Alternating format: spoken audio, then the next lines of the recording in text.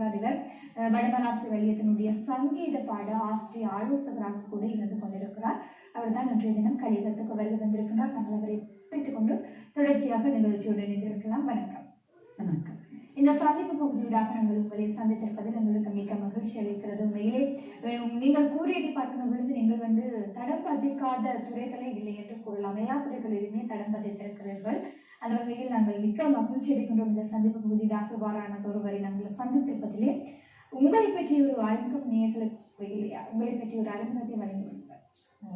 நான் திருமதி ஆனந்தராணி நாகேந்திரன். இப்பொழுது வசிக்கிற இடம் நெல்லியடி, மகாத்மா வீதி நெல்லியடி. என்னுடைய பிறந்த இடம் தும்படை தெற்கு. ஆரம்பத்தில் என்னுடைய பள்ளி பருவ காலங்களிலே வானொலி கேட்பது வழக்கம். அந்த வானொலியை நாங்கள் குடும்பமாக இருந்து கேட்போம். தமிழ்ச்சவை 1, தமிழ்ச்சவை 2 என்று 2 நிகழ்வாக போகும். அதிலே கூட நிகழ்வுகளை கேட்ட அருட்டுணர்வு, அதாவது நாடகங்களை தொடர்ந்து கேட்போம். அதே போல இசையும் கதையும் தமிழ்ச்சவை 2. அவ்வாறு நிறைய விடயங்களை கேட்டதின் ஒரு உந்துதல் தான் இந்த படைப்புகள் எல்லாமே. அதாவது பல துறைகளிலுமே நான் ஆக்க இலக்கியங்களை படைத்திருக்கிறேன். கவிதை, பாடலாக்கம், சிறுகதை, ஒரு நாவல், அதனை விட வில்லிசை பாட்டுகளுடைய இசைத்துறையிலே வில்லுப்பாட்டு, தாளலய நாடகம், இலங்கை வானொலிக்கு நிறைய நாடகங்கள் எழுதி அனுப்பி அதனோட பரிசு பெற்ற அனுபவங்கள் எல்லாம் இருக்கின்றது. அந்த வகையிலே நெல்லையில் ராங்கி என்ற புனை பெயரிலே இப்பொழுது ஆக்கங்களை படைத்துக் கொண்டிருக்கின்றேன். அதே போல் நெல்லையில் ராங்கி என்ற ஒரு யூடியூப் சேனலை கூட ஆரம்பித்து எங்களுக்கு மாணவர்களுக்கு தேவையான விடயங்களை கொடுத்து கொண்டிருக்கிறேன், செய்முறை ரீதியாக, அறிமுறை ரீதியாக.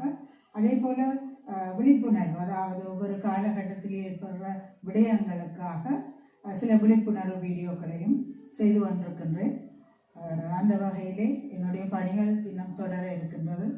உண்மையில நீங்கள் ஒரு ஆசிரியராக இருந்து கொண்டிருக்கிறீர்கள். இருந்து கொண்டும் நீங்கள் பல படைப்புகளை தொடர்ச்சியாக படைத்துக் கொண்டிருக்கிறீர்கள். உங்களுக்கு இந்த ஆர்வம் எவ்வாறு தோன்றியது? எழுத்துத்துறைக்குள் நுழைய வேண்டும் என்ற ஒரு ஆர்வம் உங்களுக்கு எவ்வாறு தோன்றியது? நான் ஆரம்பத்திலே குறிப்பிட்டது போல அந்த வானொலி நிகழ்வுகளை கேட்டது. அதாவது படிக்கிற காலமா 1976ஆம் ஆண்டு காலப்பகுதியிலே தமிழ்ச்சவை ஒன்றிலே இளஞ்சுடர் என்ற ஒரு நிகழ்வு போகிறது. அந்த இளஞ்சுடர் நாங்கள் படிக்கிற, அதாவது 9வது தரம், அந்த நேரமே நான் இலக்கிய நாடகம், சிறுகதை, கவிதை அப்படி தயாரித்து எங்களுடைய சமூகத்தை அங்கத்தவர்களை பயன்படுத்தி நாங்களாகவே அந்த கொழும்பு வானொலிக்கு அறிவித்து அவர்கள் எங்களோட தும்பலை தெற்கு கிராமத்திலே ஒலிப்பதிவு செய்து சென்று அதை ஒலிபரப்பிய விடயம் உண்மையிலேயே மறக்க முடியாத ஒன்று. அப்போ அந்த காலத்திலேயே எனக்கு எல்லா துறைகளிலுமே ஆர்வம் இருந்து விட்டது. அதனை நிரூபிக்கும் வகையிலே தமிழ்ச்சவை 1 முதலிலே அன்பெனும் சுடரால் என்ற ஒரு 15 நிமிட நாடகத்தை அனுப்பியிருந்தேன். அவர்கள் தரம் என்று சொல்லி ஒலிபரப்பினார்கள். அதே போல தமிழ்ச்சவை 2 இசையும் கதையும், அதனை விட இன்றைய நேரம் போன்ற நிகழ்வுகளுக்கும் படைப்புகளை அனுப்பினேன். அதுவும் இடையிலே தமிழ்ச்சவை 1, 2 எல்லாம் நிறுத்தப்பட்ட ஒரு பகுதியிலே எல்லாம் தடங்களாக இருந்தது.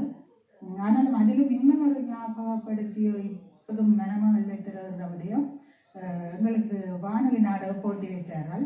அதிலே அராளியூர் நானா சுந்தரம் பிள்ளை, சிவபிரகாசம் அப்படி பெரிய எழுத்துத்துறையில் உள்ளவர்கள் எல்லாம் அதிலே